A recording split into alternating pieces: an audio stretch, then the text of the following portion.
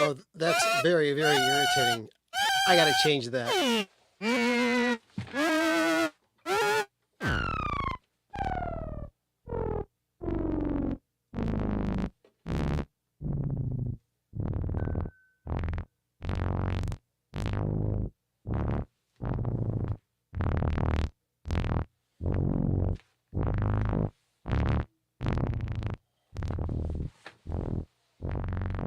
That's a bit better. Okay, I'll be right back.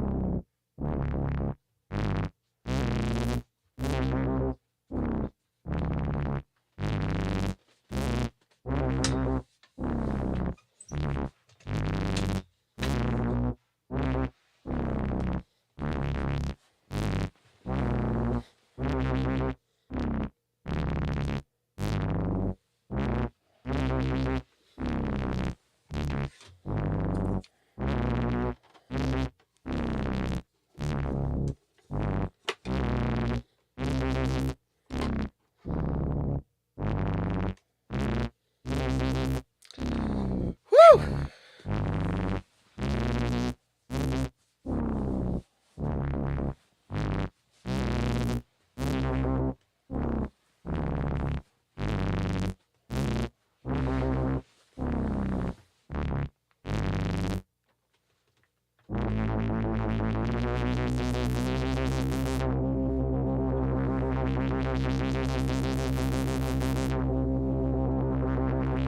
Hello, everybody.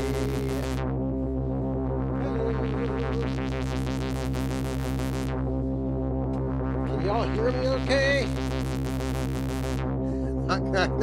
Is anybody there? Ooh, we got 2 people here.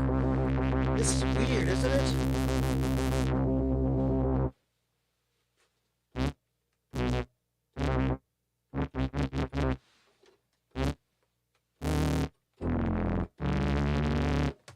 I don't know. All right, that's the synthesizer for right now. Oh, what am I doing? It's weird because it's not 10 o'clock on a Saturday night. It's 3 o'clock on a Saturday afternoon. What the heck's going on? Well, boys and girls, friends, neighbors, and siblings from all over the world.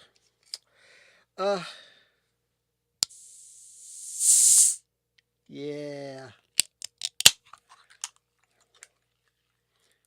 Time for the Diet Coke. Afternoon Diet Coke. It's always a good thing. Oh, Chief Dancing Ostrich, you're there. Hey, good to see you, my friend. Good to see you. All right. Yes, yes, yes. Oh, fine, fine, fine. Diet Coke. All righty. Well, how you doing? As you know, my name is Bill, and you're watching Bill's Box of Sound. And this is not our usual Saturday night live stream. It's a little strange. Let me explain what's going on. Oh, and Paul Ayers has joined in. Let's see what he say. He say, I'm glad you enjoyed the Pod and Pure Guava, Ween's 2 experimental and beautiful albums. Yes, I did. As a matter of fact, I've got a copy of the pod on vinyl coming to me in the near future, like within the month or so. Mm. But yeah, that's what's going on with that. Um, Roman's in the house, but he is knee deep or brain deep in PlayStation, so I don't know if he'll be joining us or not. But I may text him in a few minutes.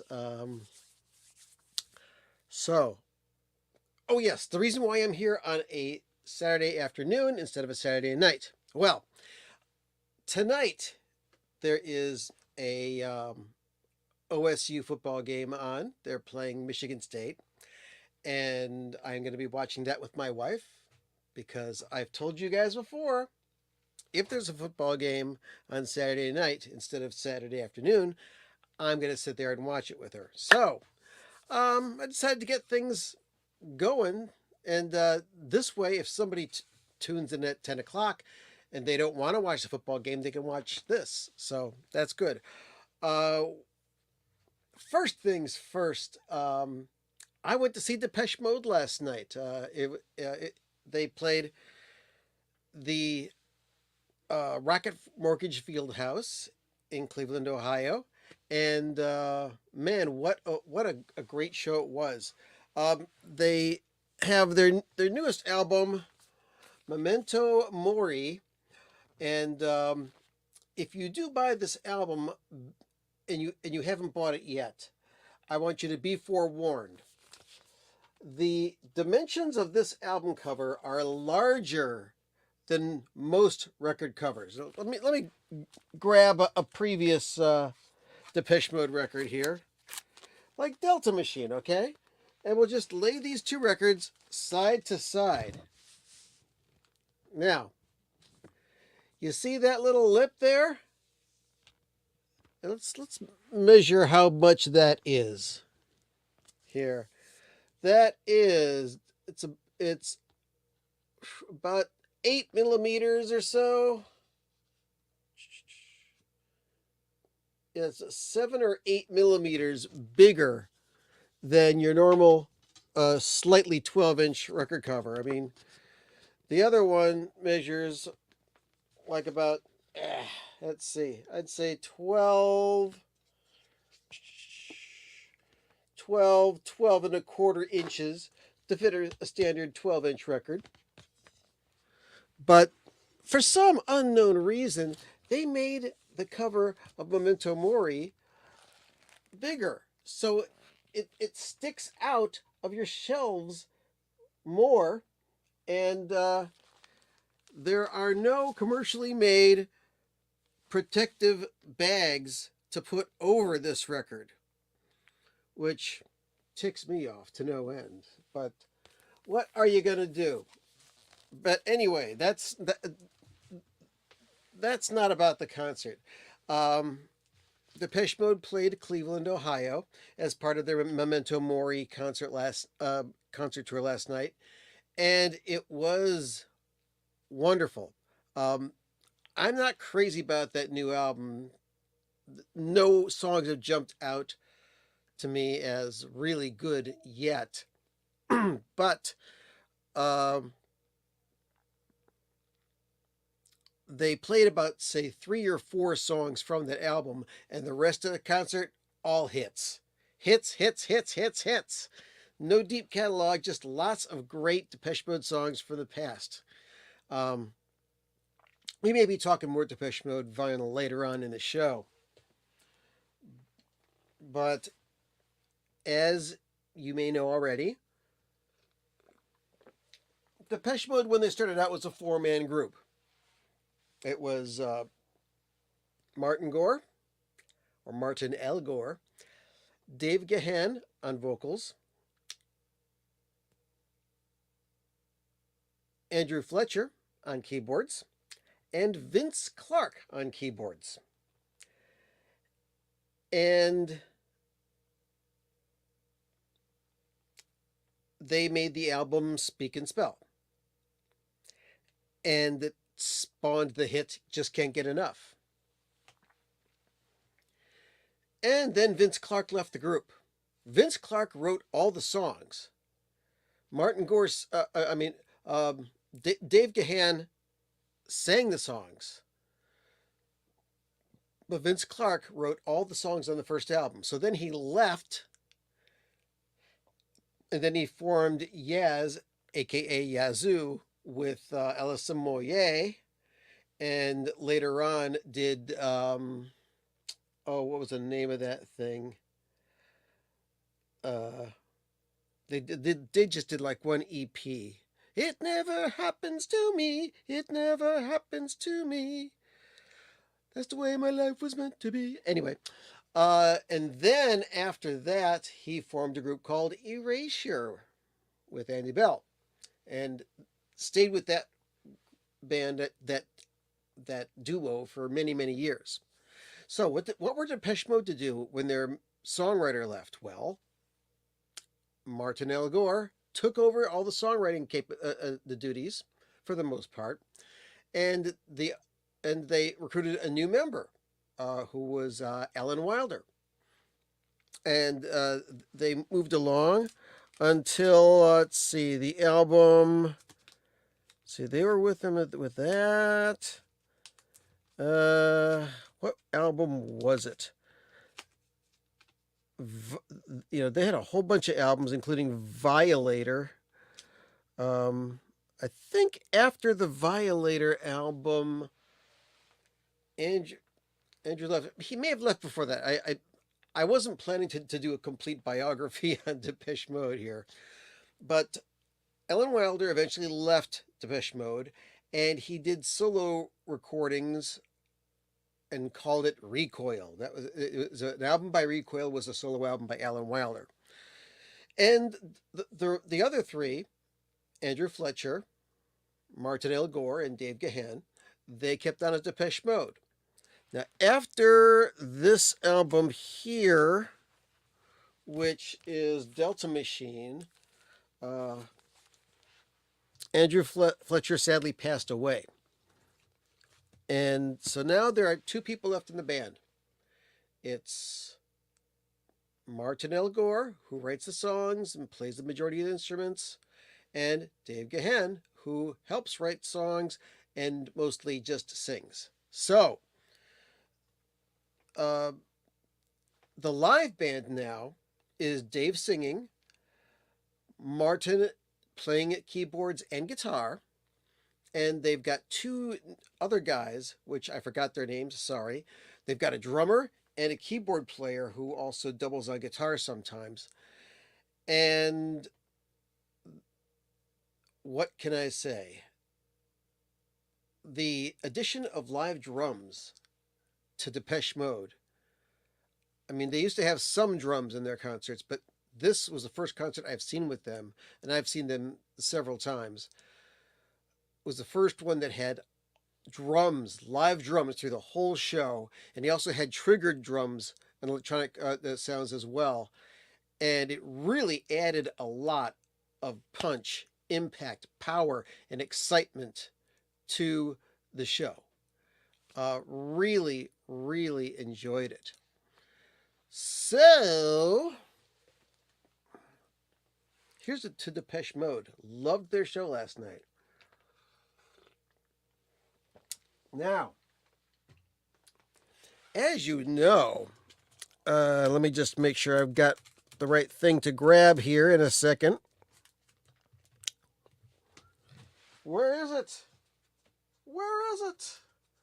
Gotta be somewhere near here, because it's my album.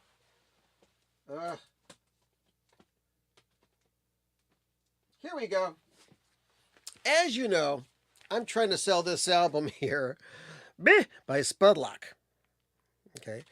And while we're at it, let me just text Roman and see if he's available. Let's see. Actually, I'll text his mom because she's with him right now. So let me just bring her up. I'm going to say, if Roman is interested,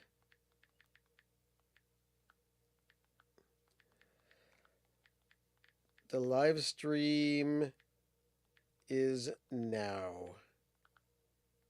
Okay, there we go. So he may join us, he might not. But anyway, as you know, I'm trying to sell this album right here by Spudlock. You can get it on Bandcamp at spudlock.bandcamp.com. And if you don't want it on vinyl, you can buy the digital download of this. I don't have it available on CD yet, but what I might do is I might have a bunch of CD covers printed up, and then I'll burn the CDs and sell them for a different price and guarantee autographs with each one. I don't know. But this album is music that I recorded with my buddy Todd Letterman. Right there. And this is recorded about 30 or so years ago. And we think it's a mighty fine record. So, I find out today that Todd's been watching these live streams. And there is another group that is associated with Spudlock. It's called Boring Industry. Oh yeah, you know who Boring Industry is. They're that world famous duo of Stinky Cousin and Ron Draft. And they make this music where it's always the same drum beat and there's always some synthesizer going on and the guy's yelling over it. What? You've never heard of Boring Industry? Oh. Okay. Well, anyway, Boring Industry is an offshoot of Spudlock. And it started... Boring Industry was originally the other guy's idea, not mine. But I joined in and helped and contributed. And I just found out today that there is a new Boring Industry song. How did I find out after it was created? Can't say, it just happened. But if you are a regular viewer of this live stream, you may have heard some of these sounds before, and some of these sounds you've never heard before. So, we are going to be premiering a brand new Boring Industry song right now. Let's see, let me figure out what the name of it is. I had it down here just a little while ago. Hold on. Here we go. Yeah, the name of the song is Diet Cola Soundbox. Okay? And the song's about 3 minutes long. So I'm going to start it, and you're going to listen to it, and let me know what you think. Well, you don't have to let me know what you think. You're just going to get it whether you like it or not. So here it is. Diet Cola Soundbox by Boring Industry.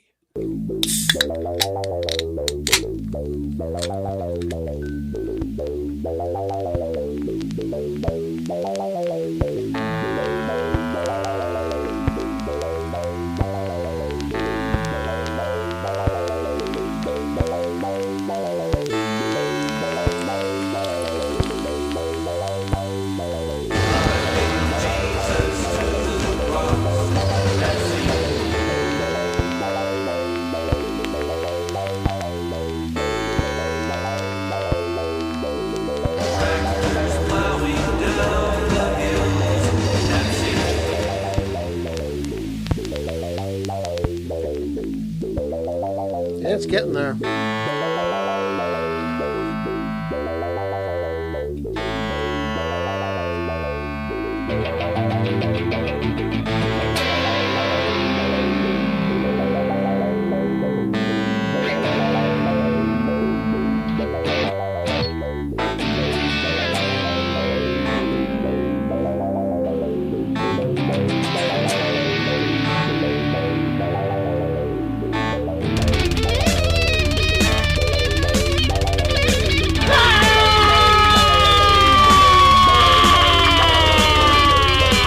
Riding on an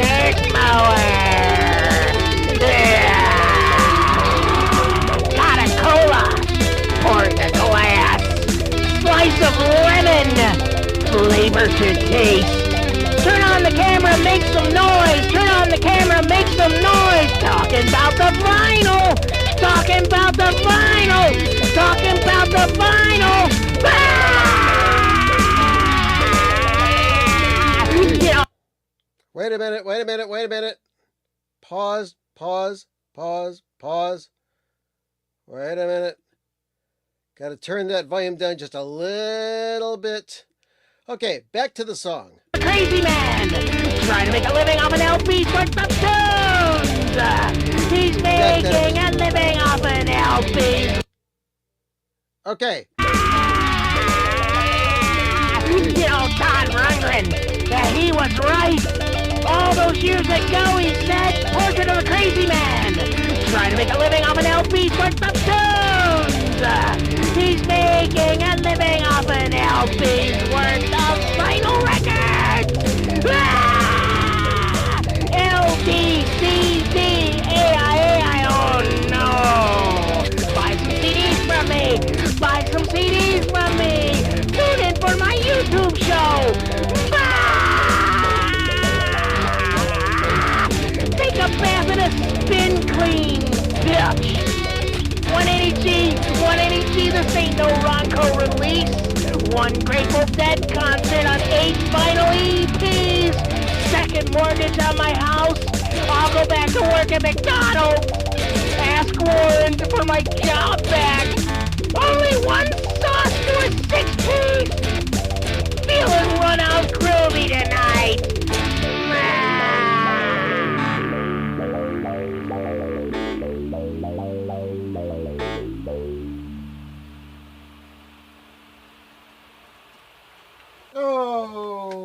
Okay. That was intense. I loved it myself. And a big thank you to all of those in Europe for saying that you enjoy having the Box of Sound on at a different time. Very happy to do that for you. So this way, I mean, right now it's what, like 9 p.m. in England. So it's just the early evening out there. So that's very cool. That's very cool. Yeah, a lot of times I come up at 10. Let's say it's like 5 or 6 a.m. when I do my live stream. But boring industry, huh? Boring industry. It just rocks. What can I say? So, very cool. All right, 23 minutes into the program. We still got lots of stuff to cover. New records that I've received this week. 2 of them mostly. Or wait a second. Is that all? Is there anything else that I got that's new? Let's see. I've been listening to some records. Yeah, nope. I think that's it. I just 2 albums that I've received this week, and they are both reissues. The first one I got yesterday because it was the street date of New Order, Substance, the re-release. This is a worldwide release, and it says that it's a factory record. It's on a factory label, but is put up by Warner Music UK Limited. And this is pressed in Germany at Optimal.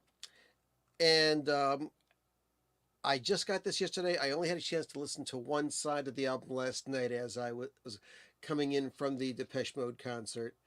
And it sounds wonderful. Sounds fantastic. Record's nice and flat.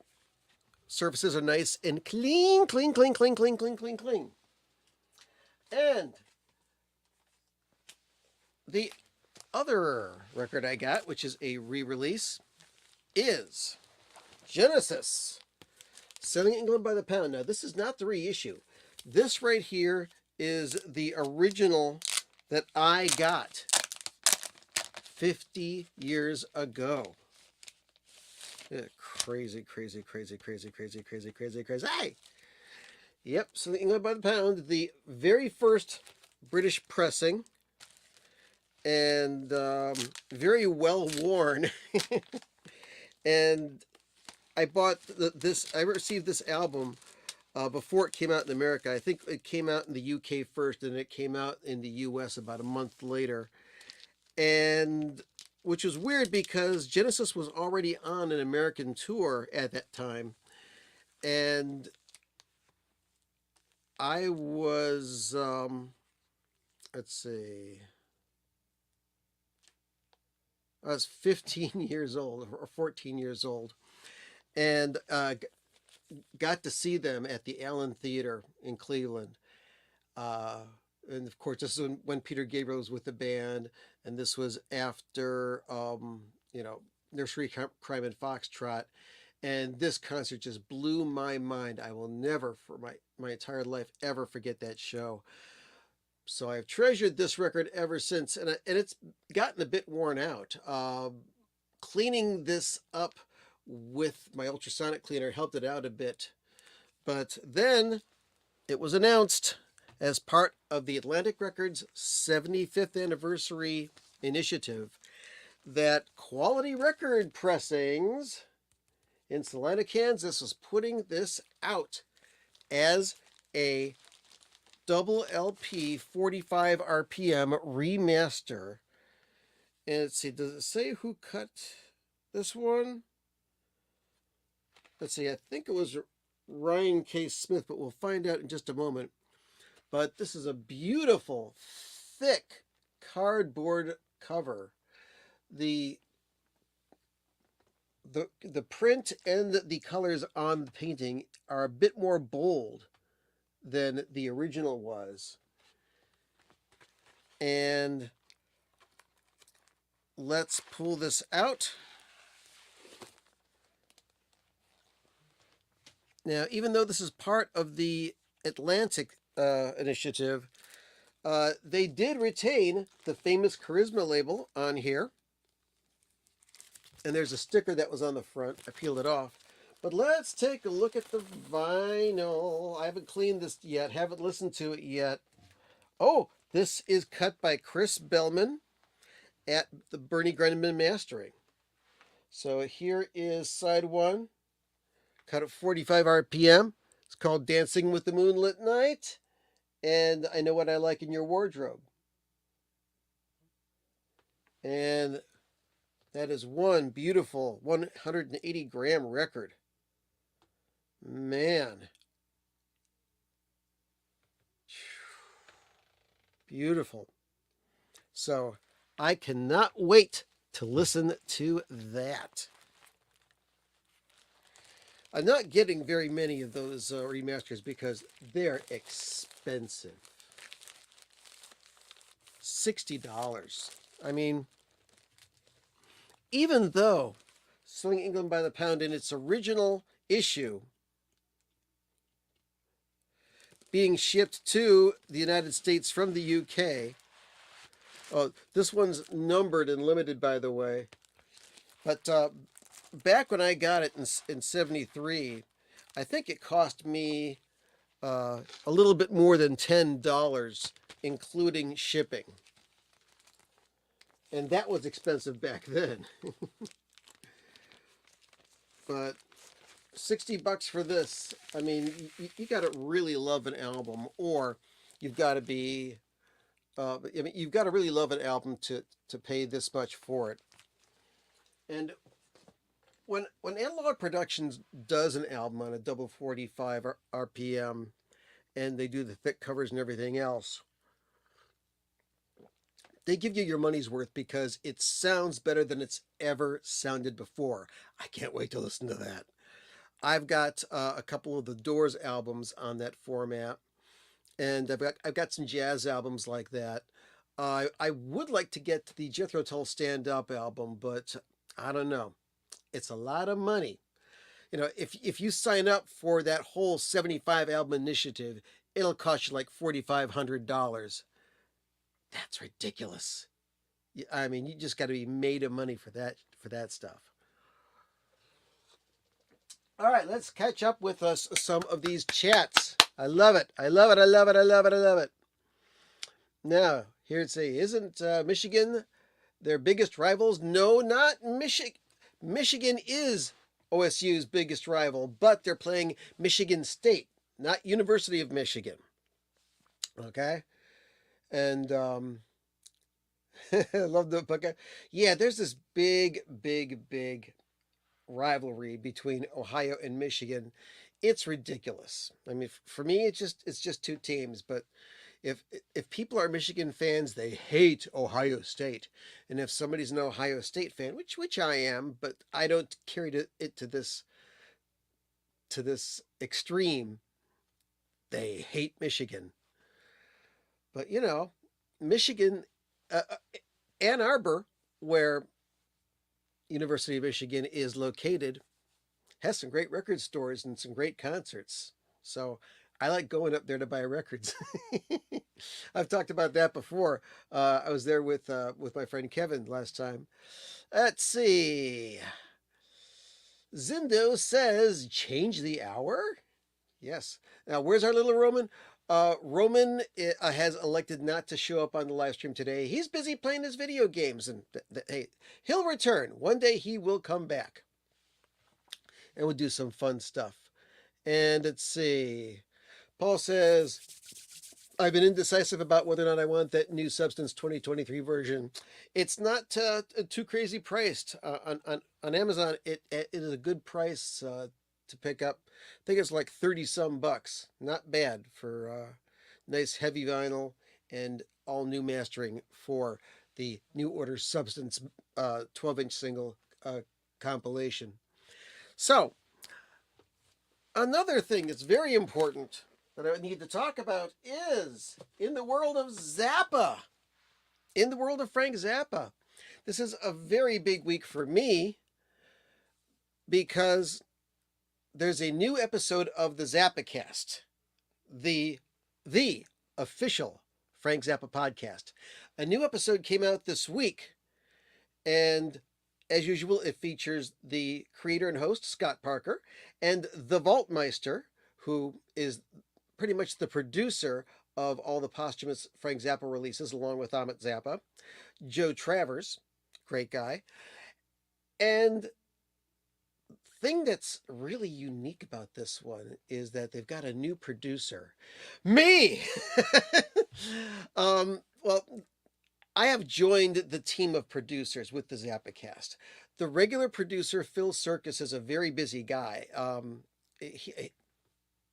He makes his living doing audio engineering and podcast production. So he's not able to do all of the Zappacast as often as they would like to. So the people with the Zappacast, they want to put it out more often. And I've been in talking with them for a couple of months, and I've been wanting to talk about this for a long time. I can finally talk about it. They asked me if I would step up, and I had to go through a whole bunch of stuff in order to do it, and I produced the episodes. The first one's out right now. There is a second one. It's part 2 of a deep dive, or deep dish as they say, into the album Funky Nothingness, and also the 3 CD set that is out on Zappa Records through Universal. We talk about the main album, which is the first CD, and all the supplemental material, which is on discs CD 2 and CD 3 of this CD set. And as they say, it is also available as a lovely 2-record set right here with that lovely foil cover. So that is Funky Nothingness, and that is the subject of the new Zappacast. Go and listen to it at your convenience. The one that's out right now is really good. It's an hour long. Then there's going to be a second installment of that. I don't know when that's coming out, but that's about 40 minutes long. And in my opinion, I think it's even better sounding than the first one. But I will be working with the folks at Zappacast on an on and off basis for now on.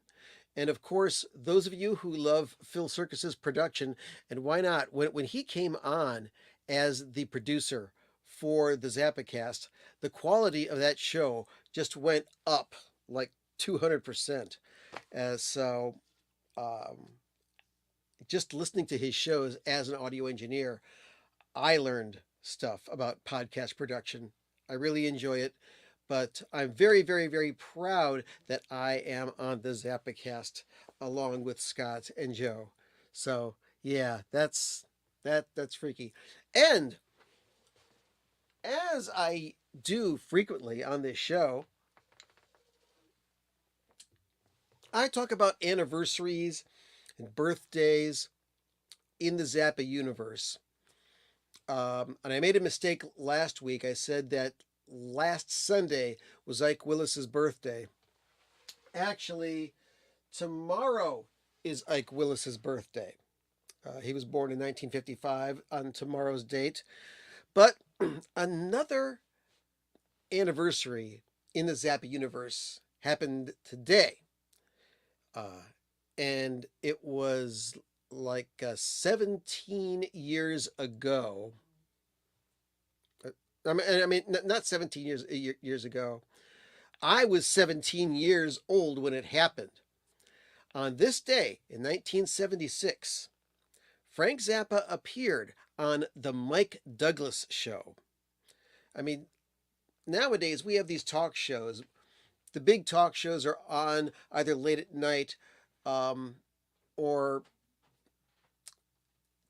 in the usual time that soap operas used to be on, like about 11:30,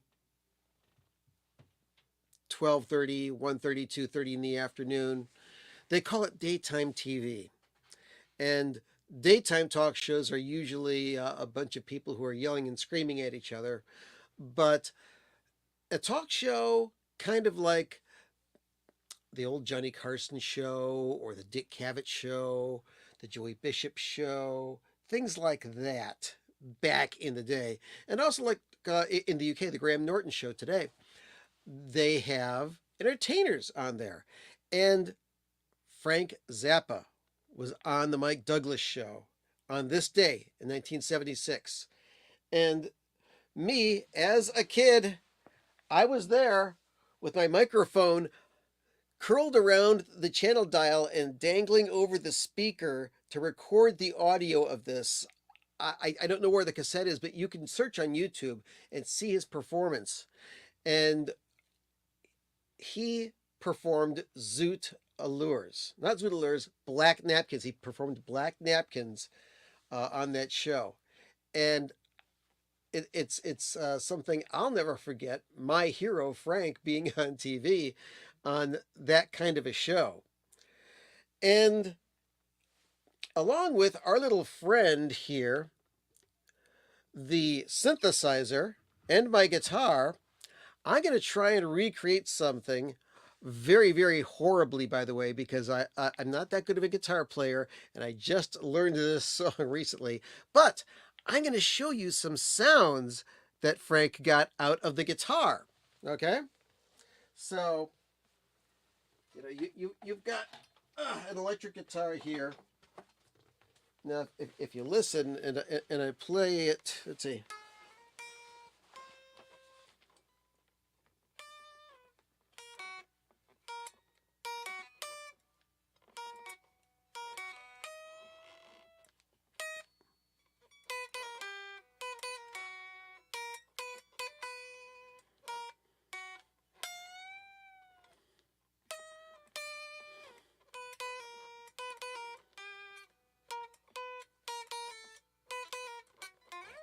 I am messing up like crazy. But anyway, so you get the idea.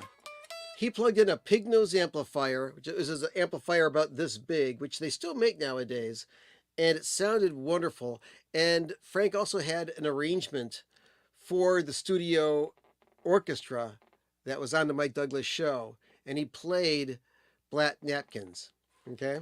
So another thing that I found out was with my synthesizer, I am able to recreate a guitar effect that Frank did on the song Black Napkins, but also on the Shut Up and Play Your Guitar albums. he did something called Ship Ahoy. And what was it? Well, let's do this and press a button here, and I can go.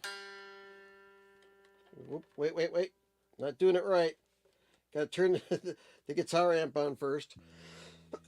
Pardon me. All right.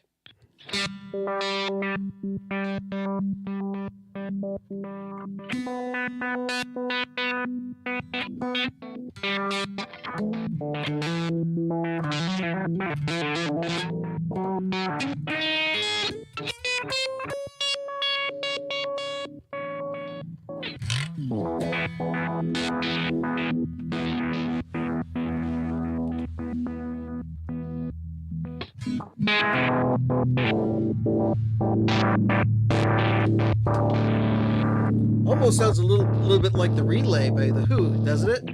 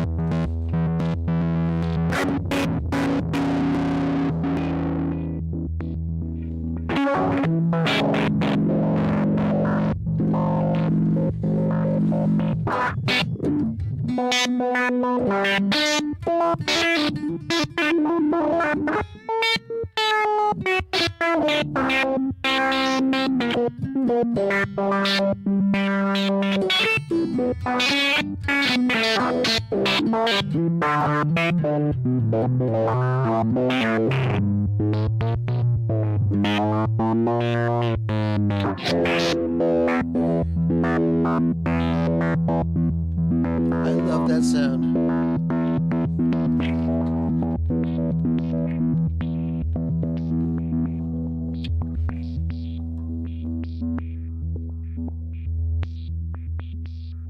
And that sustain.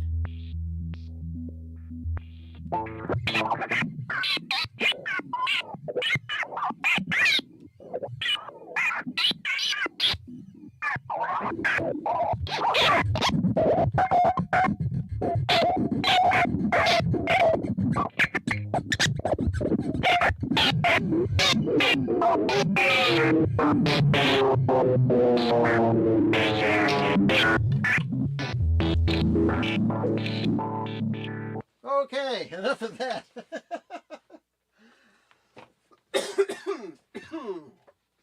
Oh, let's have another sip of whatever you're drinking. Here's to you. And we will move along to more stuff right here on the Box of Sound live podcast. Oh, other new records. Last week, I talked about this. The last, supposedly, allegedly, the last Beatle record, Now and Then. And it came out. Here it is. World's worst cover. Much better cover. Courtesy of Olivia Harrison. If you get this record, well, there, I'll just read it here. There's this thing in here about, here it is. It says, there was one final bit of happenstance, eventually reflected on the image used, which is right here. It says Now and Then. Along with a new painting by the acclaimed American artist Ed Ruscha on the song's accompanying cover art. Well, there's the Ed Ruscha thing, which many people have said, this is terrible. But it says here, this is a clock featuring the words now and then created by an American artist called Chris Griffin, bought by George Harrison in 1997 from a shop in Providence, Rhode Island, and kept for years at the home he shared with his wife, Olivia. She recently decided to have a closer look at it. I put it on the mantelpiece, she says. Then the phone rang. It's Paul, and he began to remind me of the third song with Real Love and Free as a Bird. I said, I remember it. He said, it's called Now and Then. And she's standing there with the phone in one hand, and she's looking at the clock that said Now and Then. She says, I was sort of dumbfounded. I said, you know what? I think this is George saying that it's okay. So, yes, all four Beatles worked on this song Now and Then. And my copy is the blue vinyl, even though it's kind of like almost a teal here, almost a green. That's the song. It's 7-inch, 45 RPM, even though it has the small hole, because people have forgotten what the what the little 45 RPM spider is. And the flip side has the 2023 mix of Love Me Do, the very first single by the Beatles on Parlophone. So, what's that you're saying? 2023 mix? What? What are you talking about, Bill? Well,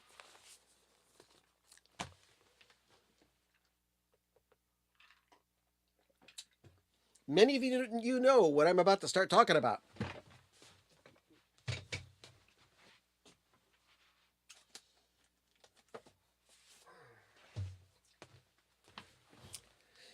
These albums here, the Red and Blue Beatle compilations, okay?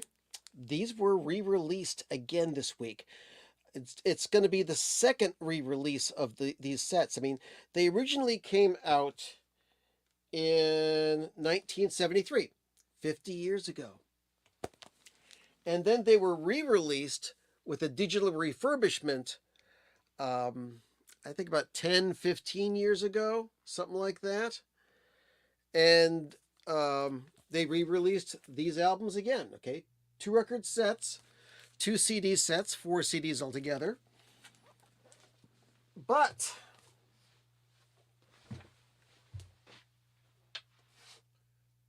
if you are familiar with this Revolver, the 2022 mix. Yeah. See this? The new stereo mix by Giles Martin and Sam O'Kell. It doesn't say much more, but this remix, I mean, they had done the Sgt. Pepper remix, they had done the White Album remix, then they did this remix, and also the Let It Be remix has been done with the assistance of technology developed with Peter Jackson's people. That because in their earlier heyday, the Beatles recorded stuff on 4-track, 2-track, and sometimes 8-track, never really got to full-blown 16-track recording. So what this new technology does, and I've explained this before, is it takes one track which may have more than one instrument on it. Because if you listen to the early stereo version of the Beatles albums, you'll have the whole band over here and the vocals over here. It'll take the single tracks that contain multiple instruments, and through machine learned programming, it will separate each of the individual instruments out of that. I don't know how it's done. It's not something that's accessible to normal people like you and I yet. But they were able to take these and separate all the tracks and make brand new stereo mixes out of them. And a lot of the tracks, mostly on the older one, the 62 to 66, there's lots of remixes on here. And most of them are pretty interesting and pretty good. And only some of the songs on the 67 to 70 are remixed with the 2023 mix. But every single song on there, with the exception of Now and Then, which has only been mixed once since it's brand new, the last Beatles song, allegedly, they've added new songs. It's now a 3 record set, 2 3 record sets, and two more 2 CD sets. They've completely reimagined and remixed the Beatles songs. So how is it? I listened to some of them last night over Spotify. In some cases, they really do enhance the Beatles songs because you're able to hear the drums in stereo. You're able to hear separate guitars. The bass sounds wonderful in most cases. So they're able to mix this a bit better or just differently. In no case have they ruined the songs by remixing them. There's a couple that come close.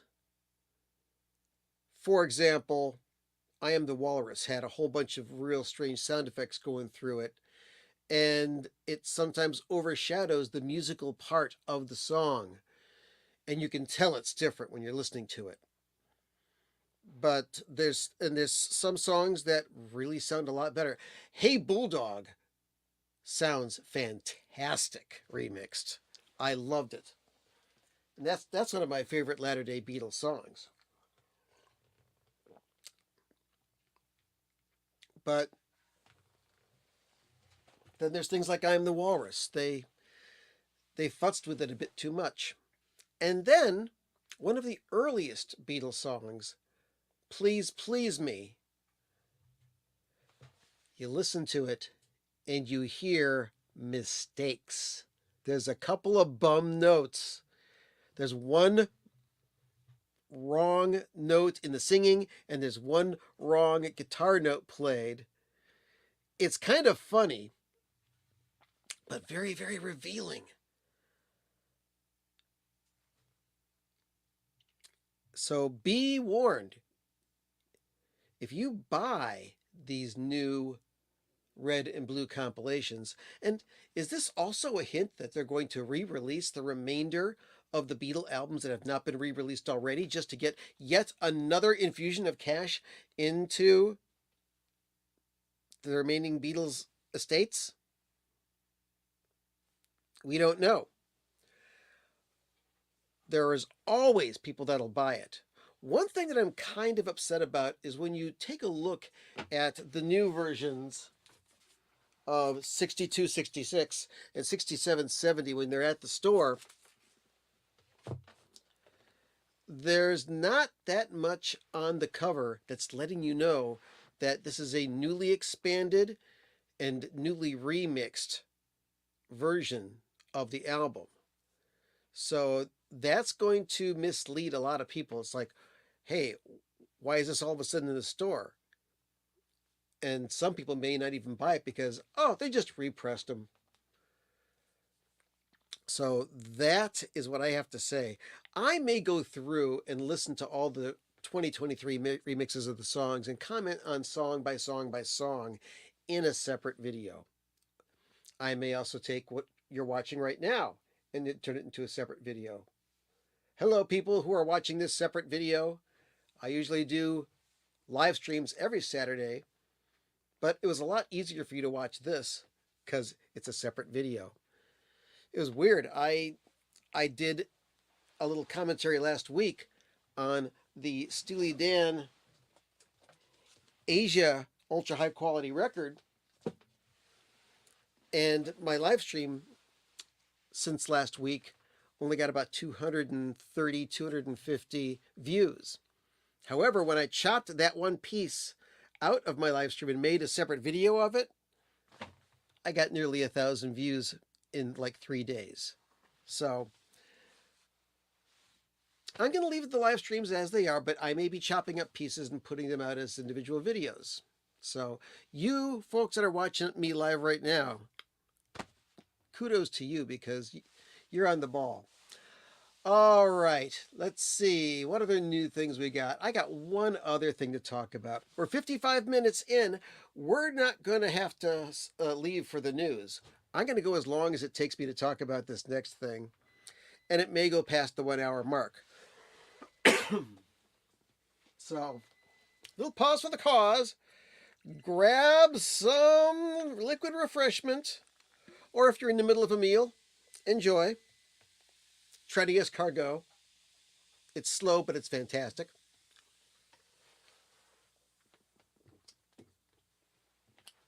But I saw, actually, no, on my phone, when I pull up Google search, they're always pulling up stuff to, it's clickbait to have me look into stuff. And then I saw a thing about how to clean your vinyl records. And it's like, well, you're talking to somebody whose YouTube videos, the most watched YouTube videos on my channel, are the ones that are about vinyl records. Some of them have over 100,000 views. So I gotta click on this to see it. So I tapped it, and what did I get? Well, I got this thing from the Martha Stewart website. Yes, indeed. So let's go through this, shall we? This is called the right way to clean vinyl records on the marthastewart.com site. Now it's like, hey, cool. I mean, we know that Martha Stewart hangs out with Willie Nelson and with Snoop Dogg, and you never know, she probably gets high every once in a while because of her association with them. And then Martha Stewart, at the age of 80, posed on the cover of Sports Illustrated's swimsuit edition. But what does she know about cleaning records? Well, we're never going to find that out, because this was written by a Madeline Buyano. Let's see, who is she?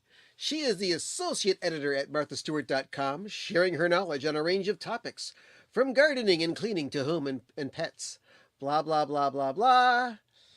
And so let's take a look and see what Martha Stewart's publication has to say about cleaning records and see how good it is. Okay? So it says, while listening to your favorite tunes on a phone or CD is undoubtedly easy, for many, no audio format comes close to the rich, warm sounds of vinyl. Correct. While the sound is unparalleled, vinyl records can be extremely delicate. Even the smallest scratch or piece of dust can alter its quality. To prevent your records from damage, proper cleaning is essential. If you use the wrong technique or abrasive cleaning materials, you risk shortening the lifespan of your vinyl. To keep your collection pristine, here's how to clean vinyl records and what material to never ever use on them. So, it says here, meet the expert. Okay, Phil Lee, director of Norman Records, which is a online site for a record store in the UK. So you folks in the UK take note. But then there's Alicia Sokolowski, president and co-CEO of Aspen Clean. Who is Aspen Clean? They are a manufacturer of cleaning products, mostly powders and liquids that are supposed to be good for the environment. So, I don't know. So, it talks about how important cleaning records are. Let's see. The guy who was at Norman Records says vinyl is a strange format in that it's both incredibly durable, which lasts for decades with proper care, and very fragile, which means the merest scratch in the wrong place can ruin your enjoyment of an album. Keeping your records clean is essential if you want to make the most of your durability and keep on enjoying your tunes as the artist intended, which is very, very true. I pull out records that I've been listening to for 50 years or more, and they sound fantastic if they're cleaned properly. So it says, when contaminants like dust and dirt accumulate on vinyl records, Let's see. Dirt or dust lodged in the record's grooves can cause your stylus to skip as it passes, disrupting what you're listening to. Okay, we all know that. But it says here, how often should you clean your vinyl records? An inspection of your records, which you should do every time you play them. Well, yeah, I look at them every time I clean them too. Will typically tell you when cleaning is needed. If a record is visibly dirty or dusty, then always clean it. Wait a minute, wait a minute, wait a minute. I got to jump in here on that because when every time that you play a record, you need to clean it because just taking it out of the jacket, you're exposing it to the elements. And if there's static electricity on the record, dust will be attracted to it, and that can cause noise on your record. Okay? Here's this wonderful thing. No, it's not a gun. Well, it's kind of a gun, but it's not something that can kill you. It's something that can help you. It's called the Zero Stat. Now, this is something that you only have to buy once. It never wears out. It's got a crystal, a piezoelectric crystal in it. There's a lot of people that have water heaters in their home that do not require electricity because there's a piezoelectric crystal in there, and the pressure of the water provides electricity to keep the flame lit. So what this thing does is there's a little teeny needle in here, and there's a piezoelectric crystal in here that you can put pressure on by squeezing and letting go of this. Squeezing it releases positive ions, letting it go releases negative ions. Okay? So what you do is when you pull out a record, so just for example, we'll pull out a brand spanking new copy of this wonderful album by Spudlock, which you can buy at bandcamp.com. You pull out this record, and you need to have the plastic sleeves. The paper sleeves don't help your records. But anyway, so like you'll pull out a record and you'll hear static electricity clicking, sparking on it, and you put it next to your arm, and you'll feel the hairs on your arm stand up. So what you do, and there is a hair on this record that has been attracted to it. You see that? There's a hair on there, right there. So anyway, okay, got that hair right there. I'm going to point this less than a foot away, about 6 or 8 inches, and I very slowly squeeze and let go of this. And what that does is it neutralizes the static electricity on this record. Okay. So then, when you're done, that little hair that was on there just went flying away. But there are still little specks of dust on here. What you need to do is you need to invest in a carbon fiber brush. Okay. This is a brand that's popular in Europe, AM. They're from Norway. And I prefer this thing right here, which is the Audio Quest carbon fiber brush. Okay. Very fine bristles. Okay. And all you got to do is put this on the record.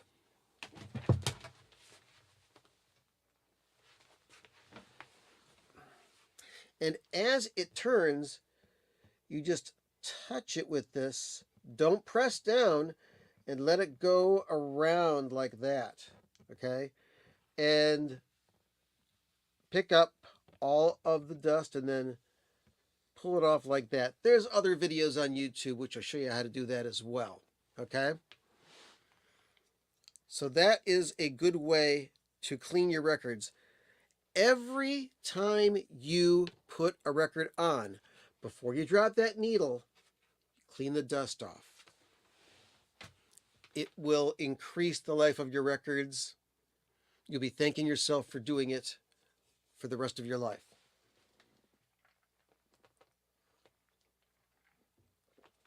So let's get back to the thrilling Martha Stewart website, which has instructions on how to clean your vinyl records. Okay, going back to this, it says, okay, for your most played discs, a proper clean every few months is a good idea, even if they pass the visual inspection test. To prevent dust buildup altogether, gently wipe your records with an anti-static cloth or brush before and after every play, which is kind of a good thing, but to be more specific, deep cleaning your records is only necessary once. But every time you play your record, use the brush, clean it off. Back in the 1970s, there was a company called Diskwasher, and they had this thing, the Diskwasher brush. And it's got that trademark there, and you notice that there is a arrow on there. As a matter of fact, I used this in 2006 on the very first video I ever made for YouTube. This is kind of like a lint brush. You ever get one of those brushes that you would brush your sweater with and it would get all the lint off? It's because the fabric on here was pointed this way. And if you lightly take this along the record as it revolves, it will pick up dust.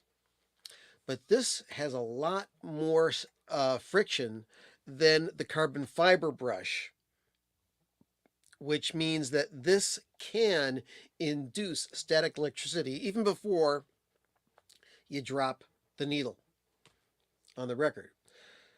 So I still use this, but I use this to get dust off of records when I do deep cleaning. Say, for example, I go get a used record someplace. I go and get a copy at a garage sale or a garage sale for those of you in the UK. Or I go to a antique shop or a secondhand shop and I find a copy of Baby I'ma Want You by Bread, and you say, yeah, I want that. It's an oldie, but a goodie. Might help to seduce the ladies that I meet. So first of all, it's got this paper sleeve in it. Okay, we may want to keep that because it's a custom sleeve and you've got lyrics on here. So you pull out the record and oh my gosh, it's got fingerprints and everything on it. You got to give that thing a proper cleaning with a wet cleaner. And I'm not going to get into real deep details, but there's also things like ultrasonic cleaners. I've got an ultrasonic cleaner right back here. This is the Hummin Guru. And I use that. Now that thing costs $400, and an ultrasonic cleaner can cost you as much as $5,000 for a lot of the ones that are out there. But there's the Spin Clean. There is the Project cleaner. There's the VPI cleaner, which all are, a few $100s. There's also the Record Doctor, which is sold by Audio Advisor out in Michigan. Those are all excellent things to help you clean your records.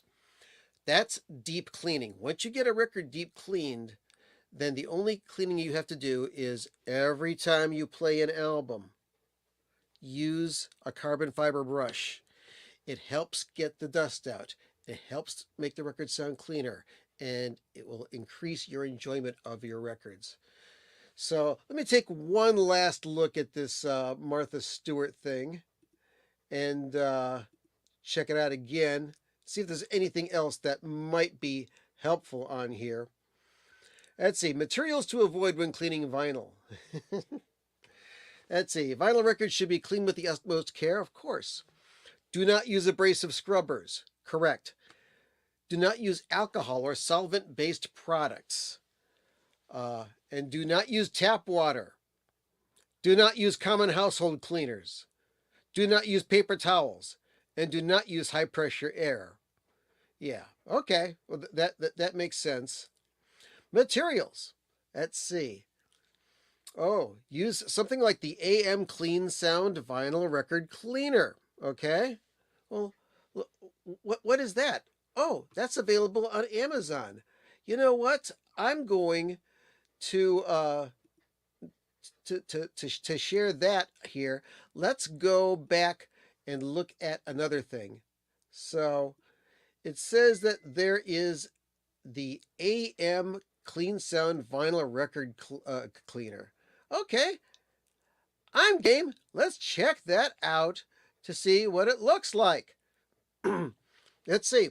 Well, I see the brush, which is the same thing as this right here.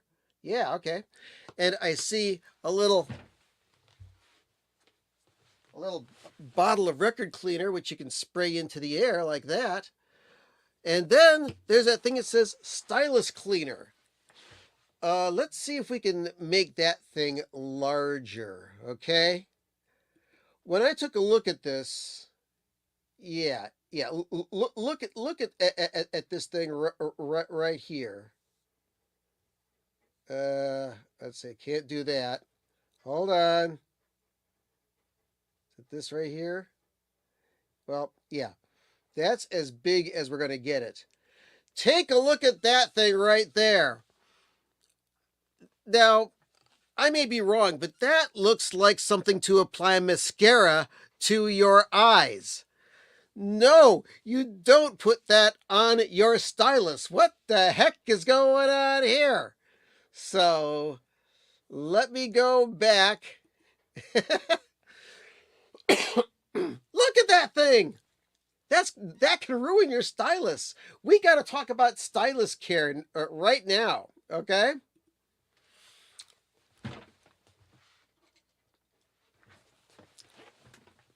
This is a stylus brush that I've had since the 1970s. This is made by the same company that made that old disc washer that I showed you a little while ago. That I put down right over here. Yeah. And this is a very tight, like a camel hair bristle. And the way that you clean your stylus, well, let's pretend that this is your stylus, okay? And it's coming down on your record. The way that you clean this is you take the stylus brush and you touch the very tip and then pull forward. Never go like this. Never go like this. Just go like this. Lightly brush it. It'll take the gunk off of your stylus. Now, there are other devices. And hold on a second. I'll show you one if I've got it available here. I had it here. What happened to it? Oh no, did I lose it?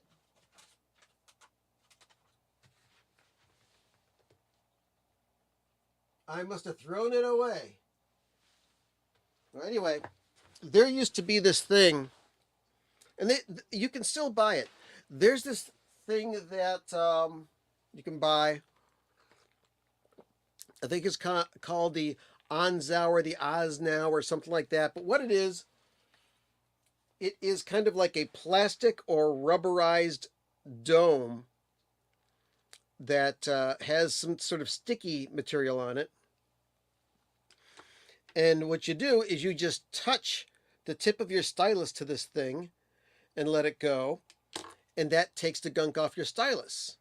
However, if you buy one of those and you use it on a regular basis, replace it about once a year, because as time progresses, that sticky stuff on that little dome loses its effectivity, and more gunk can end up on your stylus than on the cleaner. So the most reliable way is with a stylus brush, okay? Don't get one that looks like a mascara applicator. Get one that looks kind of like this. Or there's one other. Hang on a second. I'm going to go run and get it.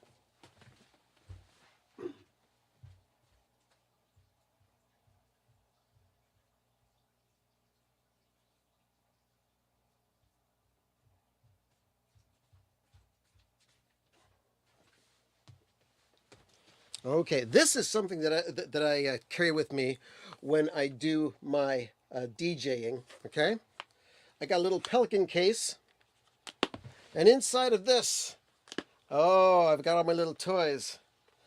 I've got the old-fashioned Audio Quest carbon fiber brush. I have a couple of levels to make sure that my record players, my turntables, are level. I've got extra 45 RPM adapters. I've got a stylus alignment tool. And I've got a stylus gauge so I can find out what the weight is on my stylus. And I also have a little teeny weeny screwdriver. But most importantly, I've got a tiny little stylus brush. Okay? A lot of stylus brushes look like this. Okay, you've got the handle, and this stuff up on top, that is the very fine hairs that you use to brush your stylus. And once again, pretending this is your stylus coming down onto your record, you take it like this. You rub like, you just take it in one direction from back to front. And that will help to keep your records and your stylus clean. Because the more precise that you're able to track the grooves of your record, the better your sound's going to be overall. And this depends on whether you're listening to classical music, jazz, rock and roll, or screamo punk. Anything that you listen to will sound better that way. So, let's see who else we got here. We in the oh, we got a couple people from we got Nils from Norway. Hello, good to see you. And yeah, nice smiley. And Jacob from Greenland. Hello, good to see you. And yes, if you haven't already bought it, buy the Spudlock record. Yes, I can't stress that enough. You must buy this album. He bought it and he paid the ridiculous amount of shipping that I had to pay to get it over to where he is. But he's happy, okay? But enough of all of this. I've covered way too much, and it's been an hour and 18 minutes. I've enjoyed myself ridiculously. And I'm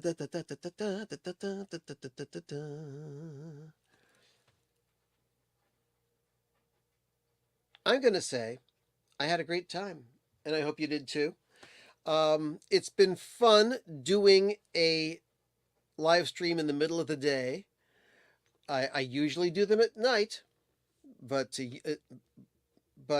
this evening I'll be watching football with my wife.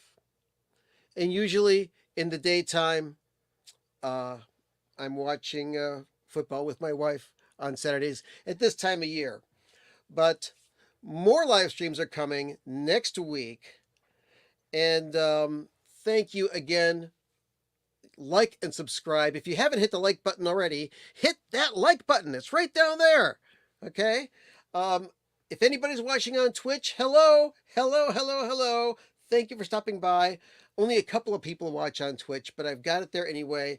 One of these days I'm going to expand my Twitch page as well, but mostly on YouTube. But I can't thank you guys enough. We're going to play that song by Boring Industry one more time. And once again, this song is called Diet Cola Soundbox. Hit it, Stinky! Till next week.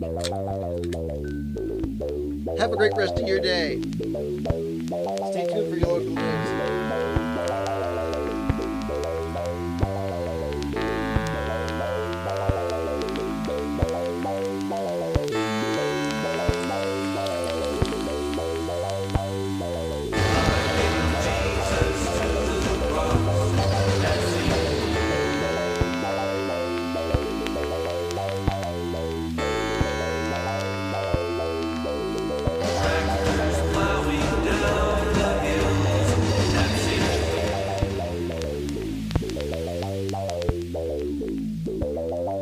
It's getting there.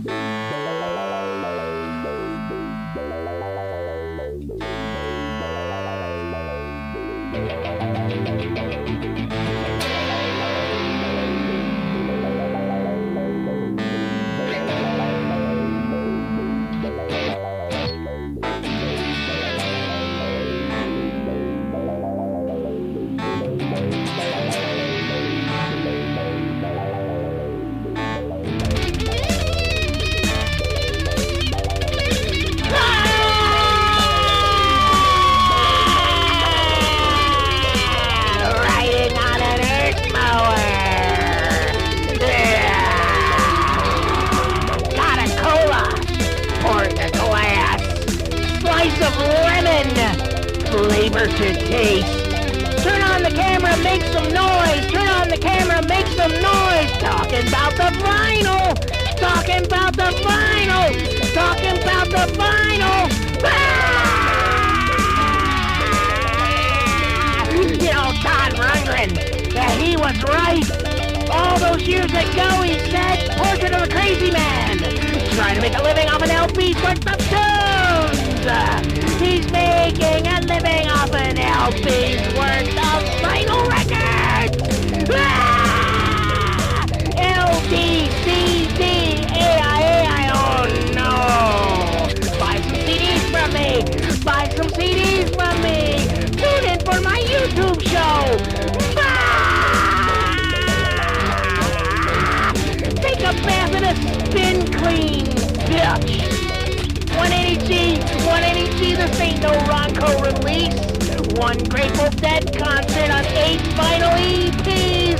Second mortgage on my house. I'll go back to work at McDonald's. Ask Warren for my job back. Only one sauce to a 6-piece. Feeling run out groovy tonight.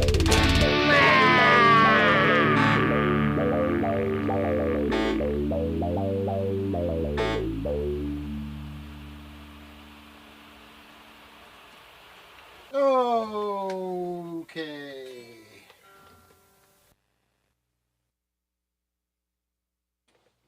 Till next week. See you later.